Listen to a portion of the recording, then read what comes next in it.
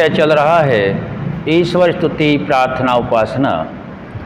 ईश्वर स्तुति प्रार्थना उपासना ही एक कल्याण का मार्ग है जिसको महर्षि दयानंद सरस्वती जी ने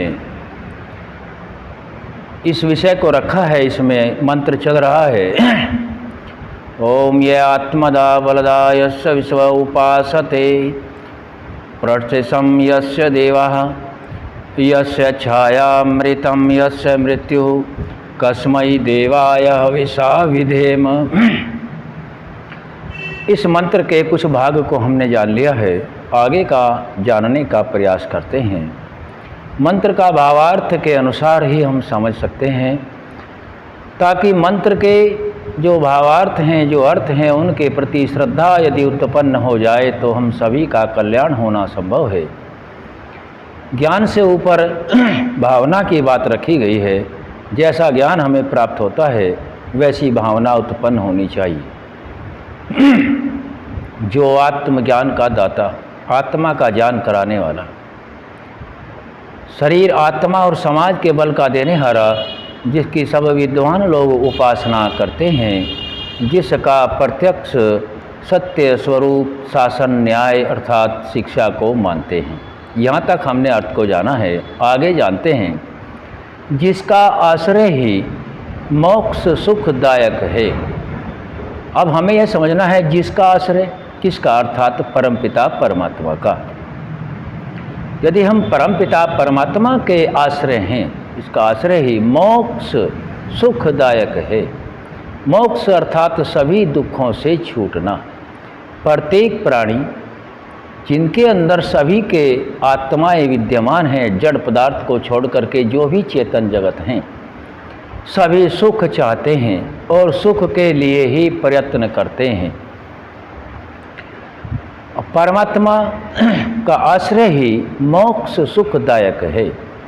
मोक्ष अर्थात परमात्मा का जो प्रयोजन है, आत्मा को यह मानव मात्र का शरीर देने के लिए, इस शरीर के माध्यम से ही मोक्ष के सुख को प्राप्त किया जा सकता है। अन्य कोई शरीर इतना सामर्थ्य नहीं रखता जिसमें आत्मा भी है कि वह मोक्ष के सुख को प्राप्त उसी शरीर से कर ले। मानव का शरीर लेना ही पड़ेगा, प्राप्त करना ही पड़ेगा, तब मोक्ष का सुख भोगा जा सकता है। और मोक्ष का जो समय है वह आत्मा की क्षमता के अनुसार 36,000 बार प्रलय का समय है। इतना समय मुक्ति का है, जबकि एक प्रलय का समय 4 अरब 32 करोड़ का प्रलय है और 4 अरब 32 करोड़ का सृष्टि काल है। दोनों 8 अरब 64 करोड़ बनते हैं। इनका 36,000 बार गुणा करने से जो समय बनता है, इतने समय तक आत्मा आनंद को परमात्मा के आधार से भोगता है और संपूर्ण ब्रह्मांड में घूमता है। सृष्टि को बनते और बिगड़ते देखता है, क्योंकि आत्मा का मुख्य विषय ज्ञान होता है और वह ज्ञान को पूरी अपनी दृष्टि अपनी सामर्थ्य से देखता है। आश्रय परमात्मा का यदि आश्रय है तो मोक्ष मिलेगा, क्योंकि मोक्ष का स्वामी परमात्मा है और मोक्ष का स्वामी परमात्मा है तो उसी के आश्रय से मिलेगा। और परमात्मा को जानने के लिए परमात्मा के द्वारा दिया गया जो वेद ज्ञान है, उसके अनुसार आचरण करना ही होगा। वेद नहीं पढ़े कोई बात नहीं है, बहुत लोग नहीं पढ़ते, लेकिन सुन के और देख के भी ज्ञान प्राप्त किया जा सकता है। केवल पढ़ने से नहीं, 3 माध्यम हैं, देखने से, सुनने से और पढ़ने से। मुख्य विषय यह है कि सुने हुए, देखे हुए और पढ़े हुए के प्रति हमारी भावना कैसी है, मन कैसा है, मन पुण्य की ओर गया या नहीं गया। कई बार हम सुनते तो हैं लेकिन मन कहीं और लगा रहता है। दूसरी जो मुख्य दृष्टि से देखें तो यह पुण्य कर्म नहीं बनता, क्योंकि मन भी वही होना चाहिए। मन में दूसरा विचार नहीं उठना चाहिए, क्योंकि सुनने वाला मन वही ग्रहण करेगा यदि मन एकाग्र होगा। और एकाग्र होने के पश्चात ही परमात्मा के सानिध्य को प्राप्त किया जा सकता है। और एकाग्र मन करके ही परमात्मा का जो आश्रय है उसको, जो मोक्ष सुखदायक है, उसको समझा, जाना और प्रयोग में लाया जा सकता है। सुनने मात्र से केवल कहानी जैसा सुन लिया हो, ऐसे कार्य नहीं चलेगा। इन कार्यों को करने के लिए, क्योंकि ये भक्ति का कार्य है और विशेष सूक्ष्म विद्या भी है, अत्यंत ध्यान देकर के सुनना होता है।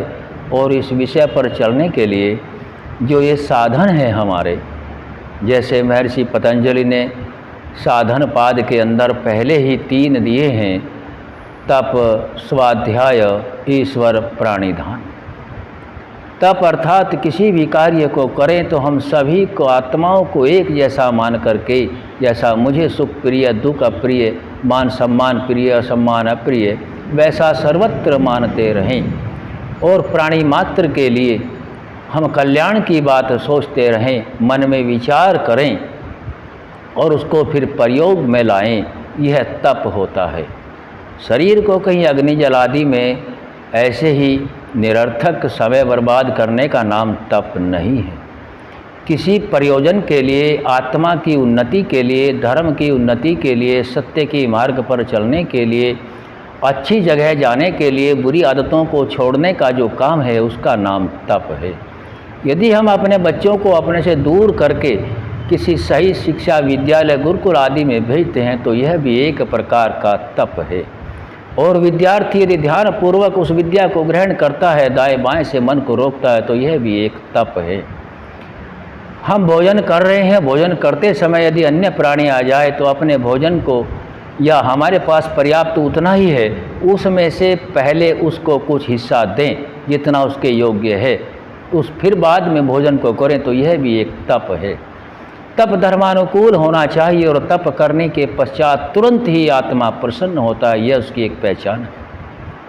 चाहे हम वस्त्र दें, धन दें, चाहे शरीर का श्रम करें, मन से विचार करें, तो आत्मा तुरंत प्रसन्न होगा और प्रसन्नता के भाव अंदर होंगे जो व्यक्त नहीं किए जा सकते, जो अव्यक्त होते हैं।